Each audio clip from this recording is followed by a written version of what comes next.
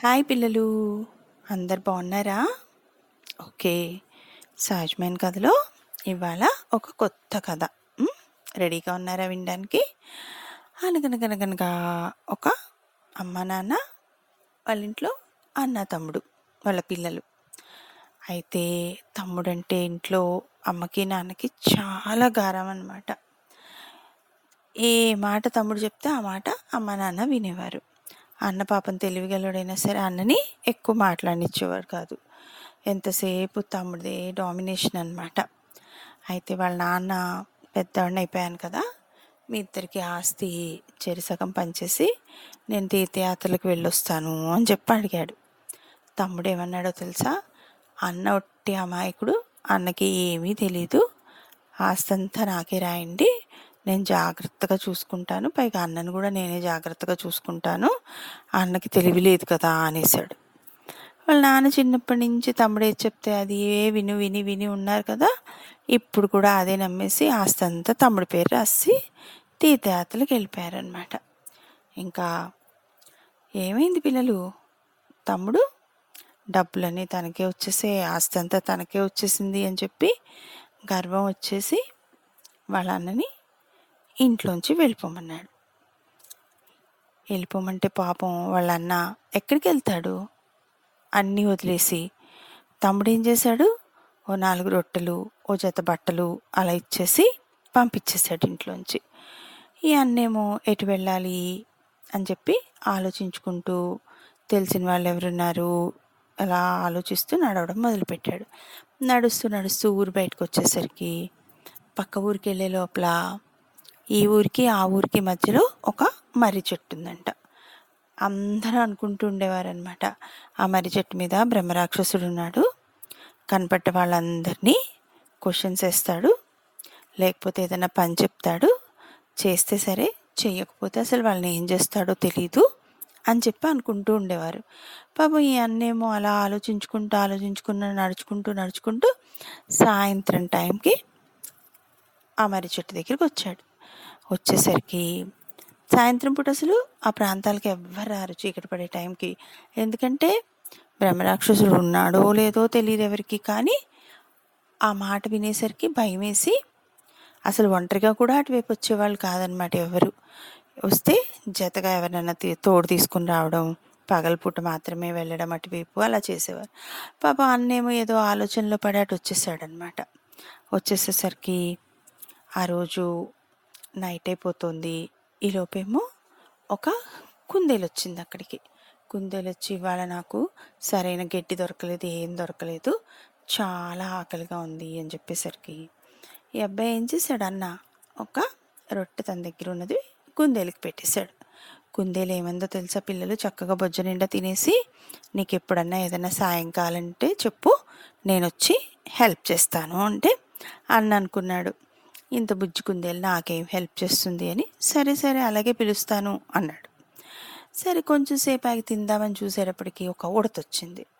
ఉడతొచ్చి నాకు ఆకలిగా ఉంది చాలా, ఇవాళ ఎందుకో తెలీదు ఏ చెట్టుకి చూసినా సరైన పండు దొరకలేదు, నాకు నీ దగ్గర ఏమన్నా ఉంటే పెట్టవా అని అడిగితే రెండో రొట్టె కూడా ఆ ఉడతకి పెట్టేశాడు వాళ్ళన్న.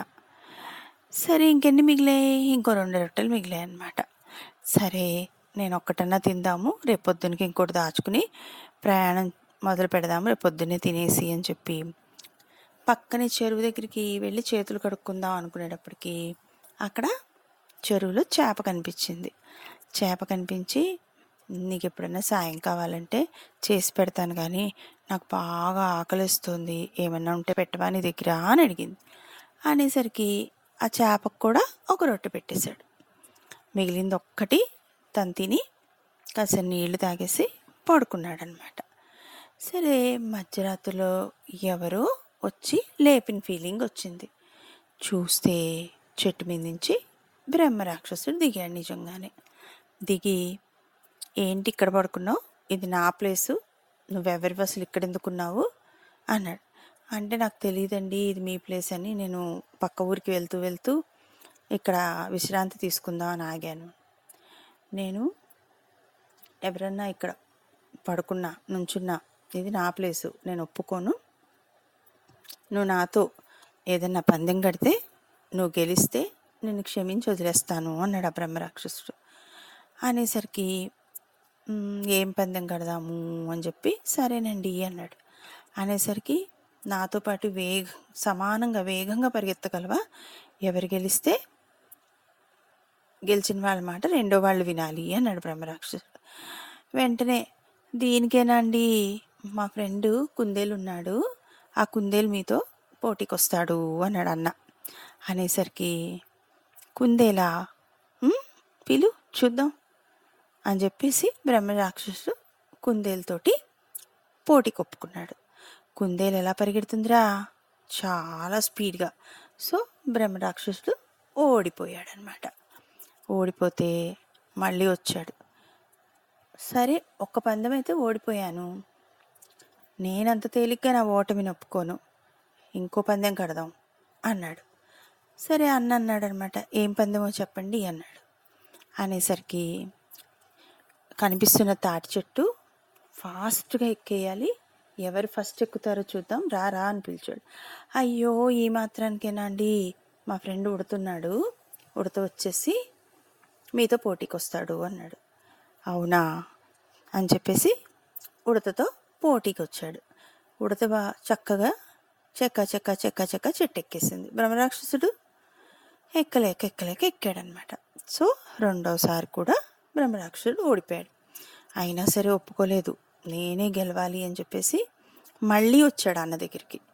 వచ్చేసరికి ఇప్పుడేంటండి అంటే, నేను ఇంకో పోటీ పెడతాను, ఎవరు గెలిస్తే, అంటే ఎన్నిసార్లు పెడతారు, ఒకసారి ఓడిపోయారు, రెండోసారి ఓడిపోయారు, ఈ మూడోసారి అంటే ఇప్పుడు ఈ పోటీలో నువ్వు అసలు గెలవలేవు, అంటే పోటీ ఏంటో చెప్పండి, అయితే నాకు కూడా ఒక షరతు ఉంది అంటాడు అన్న. ఏంటి అంటే, ఈ పోటీలో ఓడిపోతే నేను కోరిందిచ్చి ఇక్కడి నుంచి ఈ చెట్టు వదిలి వెళ్ళిపోవాలి అంటాడు. అనేసరికి బ్రహ్మరాక్షసుడు చూద్దాం, రెండిట్లో ఓడిపోయినంతలో మూడో దాంట్లో ఓడిపోతానా ఏంటి నేను అనేసి, సరే నువ్వు ఓడిపోయావనుకో, నేను చెప్పిన పని చేస్తూ ఈ చెట్టు దగ్గర ఇక్కడే పడి ఉండాలి అని చెప్పి అన్నని అడిగాడు అనమాట. ఈ అన్న కూడా సరే అన్నాడు. ఇంక ఇద్దరు ఈసారి సీరియస్గా ఏం పోటీ అనుకుంటే, బ్రహ్మరాక్షసుడు పక్కన చెరువు ఉంది కదా, చెరువులో ఈత పోటీ పెట్టుకుందాము అన్నాడు.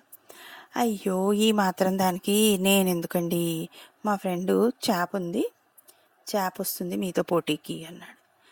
పిల్లలు తెలుసు కదా చేప ఎంత వేగంగా ఇస్తుందో. అప్పుడు కూడా బ్రహ్మరాక్షసుడు ఓడిపోయాడనమాట. ఓడిపోయేసరికి వచ్చి, సరే నేను 3 పందాల్లో ఓడిపోయాను, ఈ చెట్టు వదిలి వెళ్ళిపోతాను, కానీ నీకు ఏదో కోరిక ఉందన్నావు, నీ కోరిక తీర్చాలన్నావు, ఏంటో చెప్పు అన్నాడు. అప్పే ఏం లేదండి, ఇదిగో నా భుజం మీద ఒక కండువా ఉంది కదా, ఈ కండువా నేల మీద పరుస్తాను, దాంట్లో నిండి నేను మూట కట్టుకునేలాగా నాకు బంగారు నాణాలు ఇవ్వండి అన్నాడు. ఓ సింతే కదా, నా దగ్గర చెట్టు పైన బోల్డ్ ఉన్నాయి అన్నాడు బ్రహ్మరాక్షసుడు. మరి తొందరగా తీసుకురండి అని చెప్పేసి అన్న హడావుడి పెట్టేసి ఏం చేశాడో తెలుసా పిల్లలు, ఒక గొయ్యి తవ్వేసి కండువాకి కనపడకుండా చిన్న హోల్ చేసేసి ఆ గొయ్యి మీద పరిచేశాడు అనమాట. బ్రహ్మరాక్షసుడు పైకి వెళ్తున్నాడు, చెట్టు మీదకి తీసుకొచ్చి గోల్డ్ కాయిన్స్ వేస్తున్నాడు. కండువాకున్న హోల్లోంచి కింద గోతులోకి పడిపోతున్నాయి అన్నీ. ఎంతసేపటికి ఆ కండువా నిండదే. బ్రహ్మరాక్షసుడు ఇంకా, అమ్మో నా వల్ల కాదు, ఇంకా నేను ఇంకేమీ ఇవ్వలేను నీకు, నేను ఈ చెట్టును వదిలి ఈ ప్లేస్ను వదిలి నేను మాయమైపోతున్నాను అని చెప్పేసి మాయమైపోయాడు. ఈ అన్న ఏం చేశాడప్పుడు, గబగబా ఆ గోతులో నుంచి అన్ని గోల్డ్ కాయిన్స్ తీసుకుని మూట కట్టుకుని వెనక్కి తిరిగి తమ్ముడున్న ప్లేస్కి వద్దామనుకుని కూడా, లేదు చిన్నప్పటి నుంచి చూశాను తమ్ముడిని నేను, నాకు ఏది దక్కనివ్వట్లేదు, అమ్మ నాన్న గారం వల్ల అలా పాడయ్యాడు తమ్ముడు అని చెప్పేసి ముందుకు నడిచి వేరే ఊరు వెళ్ళి చక్కగా మంచి ఇల్లు పొలము అన్నీ కొనుక్కుని హ్యాపీగా కష్టపడి పని చేసుకుని సంతోషంగా జీవించడం మొదలుపెట్టాడనమాట. పిల్లలు, ఇంట్లో 2 పిల్లలు ఉన్నప్పుడు కొన్నిసార్లు అమ్మ నాన్న ఉమ్, పెద్దవాడు తెలివి తక్కువడు, లేకపోతే చిన్నవాడు తెలివి తక్కువడు అని చెప్పి అంటుంటారు. కానీ ఎప్పుడు కూడా ఎవరు ఏ పిల్లలు కూడా అలా తెలివి తక్కువగా ఉండరు. ఎంతో అంత తెలివి ఉంటుంది. ఆ తెలివి వాళ్ళు ఉపయోగించినప్పుడు, బయట పెట్టినప్పుడు మాత్రమే కనిపిస్తుంది అనమాట. అన్న చూడండి, అవకాశం రాక ఇంట్లో ఉండిపోయి తమ్ముడు డామినేషన్లో ఏమీ మాట్లాడకుండా ఉండిపోయి, తనకు అవకాశం వచ్చినప్పుడు తను సహాయం చేసిన వాళ్ళు ఎవరు? కుందేలు, ఉడత, చేప.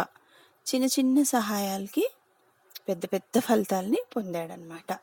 సో పిల్లలు, అన్న తెలివిగలవాడు కదా. ఈ కథ మీకు నచ్చింది అనుకుంటాను. మళ్ళీ ఇంకో కథతో మళ్ళీ కలుద్దాం. బాయ్ కన్నలు.